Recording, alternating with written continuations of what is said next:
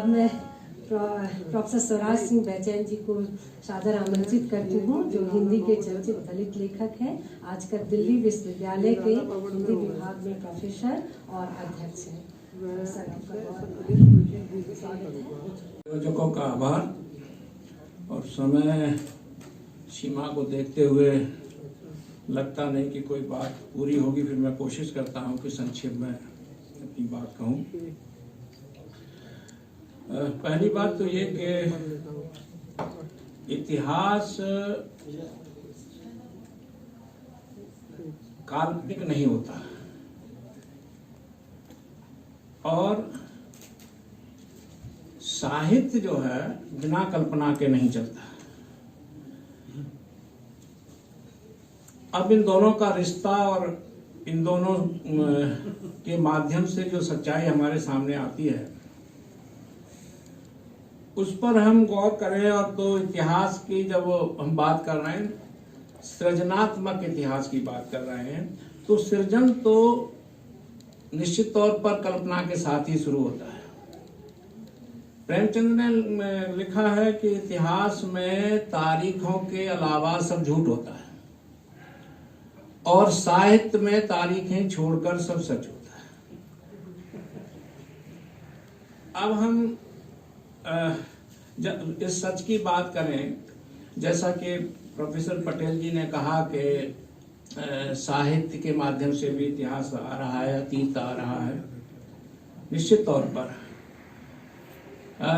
दलित लेखकों को इतिहास लिखने का मौका नहीं मिला तो उन्होंने अपना अतीत अपनी आत्मकथाओं में लिखा, अपनी कहानियों में लिखा, अपने संस्मरणों में लिखा और उसका रूप अलग हो सकता है, लेकिन वो भी एक इतिहास बनकर आया और उससे नया इतिहास सृजित हुआ। अब जो हमारा साहित्य का इतिहास है वो इस दृष्टि से, जब हम कह रहे हैं कि नया इतिहास लिखने की आवश्यकता है, कमलेश्वर जी ने भी ये बात कही कि, और ये बात तब उन्होंने कही जब सारे काम में उन्होंने दलित लेखकों को छापा। उन्होंने कहा कि अब समाज के उन पक्षों के बारे में भी लिखना आवश्यक है जिनकी उपेक्षा लगातार हुई है।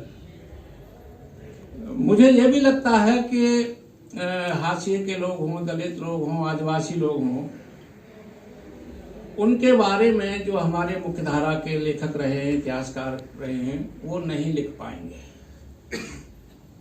वो उनका मनसा अच्छा हो तब भी नहीं लिख पाएंगे, ईमानदार हैं तब भी नहीं लिख पाएंगे। और मैं ये इसलिए कह रहा हूं कि मुझे जब रविन्द्रनाथ टैगोर का एक कथन मुझे याद आता है, उनसे ये कहा गया कि आप इतने बड़े कवि हो गए, इतने बड़े साहित्यकार हो गए, लेकिन जब ये वंचित समाज के लोग, अछूत लोग जब कभी भी जागेंगे तो कहेंगे कि हमारे बारे में तो कुछ लिखा नहीं इसने, होगा राष्ट्र कवि, अंतर्राष्ट्रीय कवि, हमको क्या लेना देना, हमको तो नजरअंदाज करके चला गया। तो उन्होंने कहा कि हाँ बिल्कुल सही है, लेकिन मैं जिनके आंगन तक नहीं जा पाया उनके घर के अंदर की बात कैसे जानता, और मैं बगैर जाने हुए उस बात को लिखता तो ये बेईमानी होती। लेकिन मैं कान खोले, आंखें लगाए, लगातार ये देख रहा हूं कि उन्हीं झुग्गी झोपड़ियों से, उन्हीं वंचित समाजों की ओर से उनका कोई लेखक आएगा जो इनका इतिहास बताएगा। तो यहाँ मैं ये कहना चाहता हूँ कि अगर आप नया इतिहास रचना चाहते हैं और सृजनात्मक इतिहास की बात कर रहे हैं, तो ये इतिहास या तो संपादित हो सकता है कि बहुत सारे समुदायों की ओर से इतिहास आए, वो एक इतिहास बने, क्योंकि आदिवासी भी इतिहास लिखें, दलित भी इतिहास लिखें, और भी समुदाय के लोग इतिहास लिखते हैं, स्त्रियां भी अपना इतिहास लिखते हैं, और वो सब मिला के फिर एक इतिहास बने। नहीं तो फिर यह है कि वो अलग अलग बहुत सारे इतिहास होंगे। और चूंकि जितनी विविधता हमारे समाज में है वैसी विविधता हमारे साहित्य में भी दिखाई पड़ेगी, परिलक्षित होगी, और उसकी आवश्यकता है।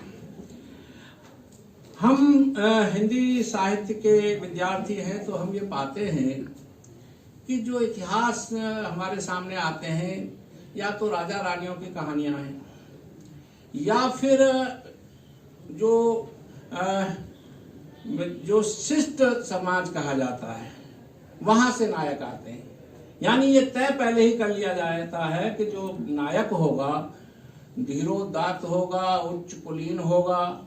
ये सब हम विद्यार्थी को पढ़ते हैं और हम खुद पढ़ते आ रहे हैं। इसका क्या मतलब है? इसका मतलब यह है कि हम राजतंत्र में ही जीते हैं साहित्य की मार्फत या इतिहास की मार्फत।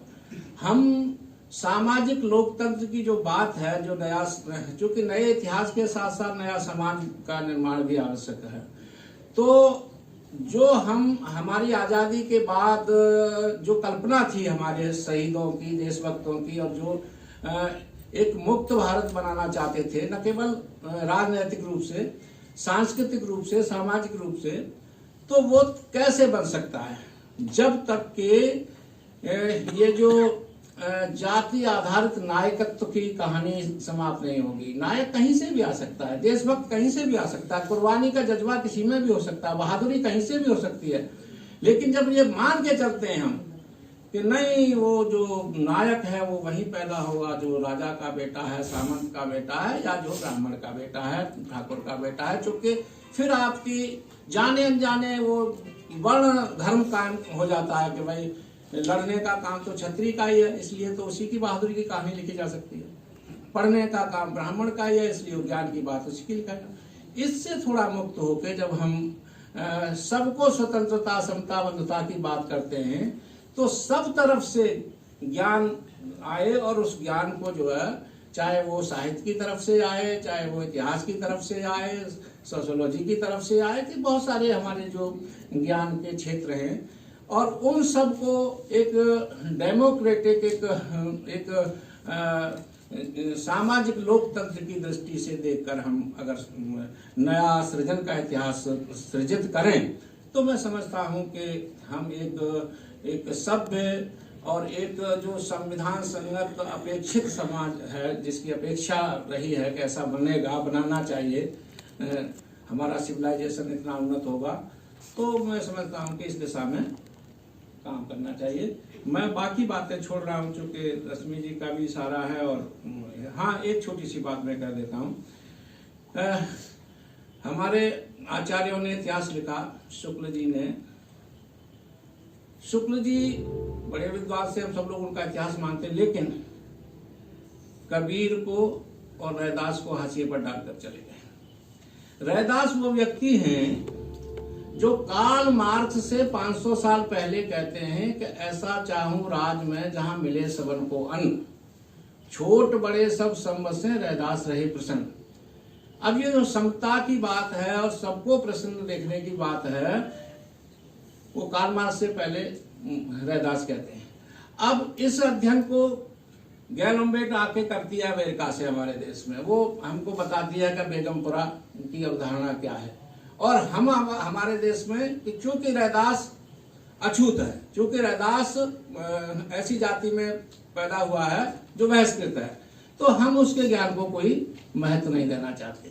तो इन सारी चीजों, इस अंतर्द्वंद से और उससे गुजरना पड़ेगा ईमानदार लेखकों को कि वो एक ऐसा साहित्य सृजन करें जो आने वाली पीढ़ियां कहें कि हाँ, इसमें जो नया स्वप्न था उसके साकार होने के कुछ लक्षण हैं। बहुत बहुत धन्यवाद। बहुत बहुत धन्यवाद बेचैन जी। अब मैं, जैसा कि बेचैन जी ने कहा कि क्या इतिहास, इसको आप दस्तावेज कर रहे हैं, दस्तावेजीकरण कर रहे हैं या कुछ बुक फॉर्म में ला रहे हैं, तो मैं यही कहना चाहूँगी कि ये कार्य तो 2010 से चल रहा है। इसकी परिकल्पना 2005 में ही हमने शुरू की थी, लेकिन 2017 में ऐसे अनंत लेखों को इकट्ठा कर गांव का लेख, गांव के एक सामान्य जन द्वारा लिखित लेख, उसको पुस्तक फॉर्म में लाने जा रहे हैं, जो इस साल या आगामी साल में आप लोगों के सामने होगा। और वो सच में मायने में एक इतिहास सामने दिखाई पड़ेगा।